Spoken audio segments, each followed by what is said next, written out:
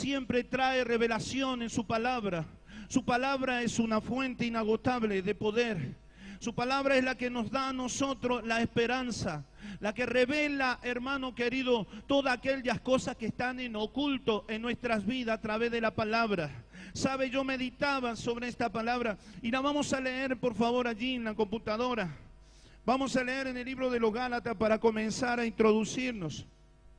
Dice, hermanos, si alguno fuere sorprendido, Gálatas capítulo 6, hermanos, si alguno fuere sorprendido en alguna falta, vosotros que sois espirituales, restauradle con espíritu de mansedumbre, considerándote a ti mismo, no sea que tú también seas tentado. Sobrellevad los unos las cargas de los otros y cumplid así la ley de Cristo. Porque el que se cree ser algo, no siendo nada, a sí mismo se engaña. Así que cada uno someta a prueba su propia obra y entonces tendrá motivo de gloriarse solo respecto de sí mismo y no en otro. Porque cada uno llevará su propia carga. El que es enseñado en la palabra, haga partícipe de toda cosa buena al que lo instruye. No os engañéis, dice en el versículo 7.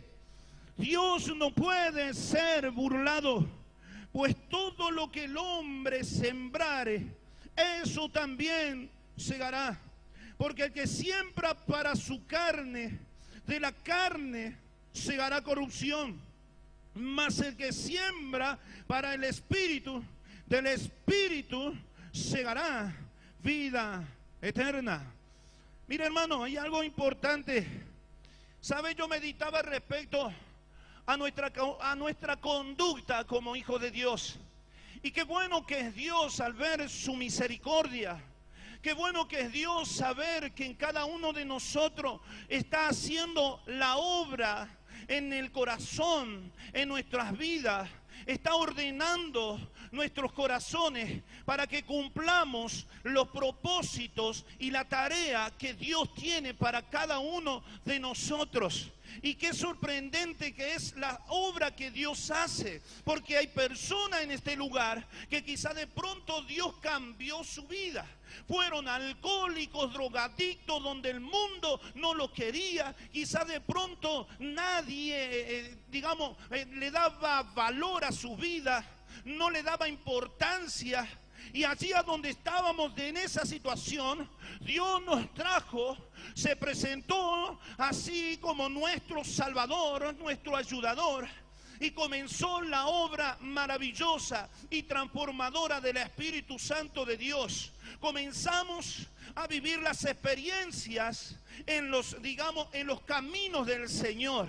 Yo no sé cuántos años tiene usted de creyente, yo no sé la madurez espiritual que usted tenga, pero sí, hermano querido, qué bueno que es poder meditar sobre la obra que Dios ha hecho en nuestras vidas. Yo recuerdo, hermano, cuando nadie quería tener amistad conmigo por causa de mi conducta, porque todo me rechazaba.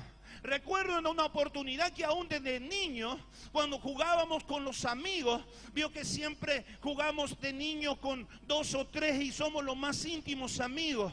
Y bueno, y en una oportunidad estábamos jugando con los 0 kilómetros que teníamos en esos tiempos. ¿Cuáles eran los 0 kilómetros? El tarrito de sardinas, ¿se acuerda? Creo que era Nereida. No hago propaganda, no sé si vendrá. Pero bueno, esa latita chatita la cortábamos y la doblábamos y hacíamos una maquinita, nos ingeniábamos. Y ese era nuestro auto, esa era nuestra máquina, con esa hacíamos calle y buscábamos las latitas de picadillo y le poníamos unos fierritos y ese era el autito que andaba un tapado de tierra, chocho con los autitos en ese tiempo.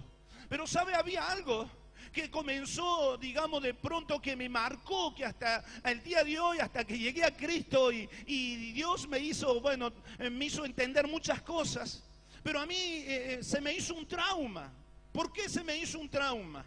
Porque cuando me vieron jugar con mis amigos de esa forma, y yo era una persona muy traviesa, yo quedé solo, me crié en la calle, bueno, esa es otra historia, pero me crié, digamos, solo en la vida, y bueno, y no tenía quien me dijera lo bueno, lo malo, y viví una vida bastante triste, pero no viene el caso. Pero ¿sabe una cosa? Cuando me vieron jugar con ellos, lo agarraron los padres, y recuerdo bien que vino el padre, lo agarró del brazo a mi amigo y le pegó unos buenos chirlos y le dice: no te quiero ver más con él, con este ciruja. Y otra palabra más fuerte, ¿no? Claro, porque era pobre. Entonces, y yo me acuerdo que me quedé con el autito así, yo lo vi que el otro chico entró adentro llorando y el padre me condenaba y me decía un montón de cosas así, ¿no? Señalándome con el dedo. Yo tengo hermanos que son que era delincuentes y me decía: vas a ser igual que tu hermano, no quiero que te juntes con este, pasa adentro. Y yo recuerdo que eso se me quedó como un trauma en la cabeza, y yo era muy pequeño, me fui corriendo a mi casa, me acuerdo, al fondo, y había allí una camita hecha de trapo que mi mamá me había hecho con ropa, y era un colchoncito nuevo, porque antes dormíamos en el suelo, éramos 9 hermanos. Y yo estaba estrenando el colchoncito ese de trapo. Y fui y me acosté allí y me acuerdo que lloré tanto. Y yo clamaba por una madre, clamaba por un padre. Y el diablo estaba amargándome. Yo no entendía nada de esas cosas. Pero sabe, hermano querido, eso me hizo como un trauma a mí. Pero después, cuando pasaron los años, después de pasar muchas cosas, Dios se presentó y tuvo misericordia.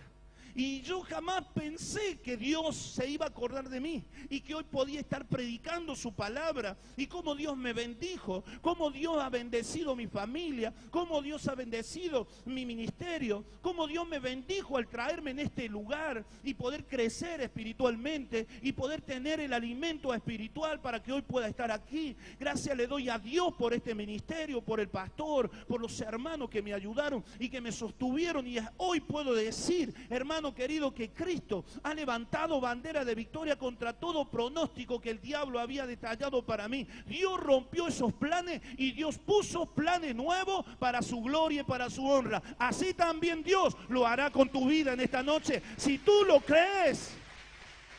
No hay nada imposible para Dios. No hay nada imposible. Dios puede hacer cosas contigo. Solo está en que creas. Pero sabe, hermano querido, hay algo importante a lo cual quiero llegar. Dios te levanta y te hace ver sus maravillas. Tal vez mi testimonio es muy pequeño conforme al testimonio tuyo, al que tú tienes. Cada uno tenemos nuestro testimonio. Pero sabe, hay algo aquí, hermano, muy importante, que el apóstol Pablo, cuando vino de su tercer viaje misionero, vino allí, ¿no es cierto? Pablo envía la carta allí, digamos, a los Gálatas. Y le escribe de esta manera porque había problemas en la iglesia, en las iglesias que se habían fundado allí en Galacia. Había problemas porque hermanos que se habían convertido al cristianismo querían también implantar, ¿no es cierto?, el judaísmo. Ellos, digamos, predicaban de Cristo, pero también ponían las leyes antiguas, querían circuncidarse, querían, digamos, de pronto hacer cosas que Pablo, digamos, le rechazó a todo eso. Pero vemos aquí, hermano querido, que el apóstol Pablo le habla y le dice: hermanos, si alguno fuere sorprendido, dice, en alguna falta, vosotros que sois espirituales, restaurarle. Ahora va a lo que yo quiero hablarle. Ahora dice el apóstol Pablo: vosotros que sois espirituales. Ahora está hablando a aquellas personas que conocen del Señor, aquellas personas que realmente han tenido experiencias con el Señor, aquellas personas que realmente han podido comprobar el milagro y ver la mano de Dios aún en sus hogares, en sus hijos, en su propia vida. Hermano, hay algo muy importante. Dice: si alguno fuere sorprendido en alguna falta, vosotros que sois espirituales, restaurarle con espíritu de mansedumbre, considerándote a ti mismo, no sea que tú también seas, dice, tentado. Hay como un llamado de atención en el apóstol Pablo a las personas que son espirituales, espirituales. ¿Por qué?